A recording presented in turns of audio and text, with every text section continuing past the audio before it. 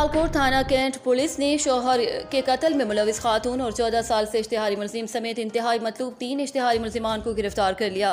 मुकदमा नंबर 264-8 में अरसा 14 साल से इश्तिहारी मुलजिम मकसूद ने केबल के तनाज़े पर मुबशर बेग को फायरिंग करके कत्ल किया था। मुकदमा नंबर 495-17 थाना कैंट इश्तिहारी मुलजिमा फहमीदा सरदार और रुबीना ने 5 साल कबल साथ ही अमजद यासीन की मदद से अपने शोहर जावेद अख्तर को हथौड़ों के वार करके कत्ल किया था।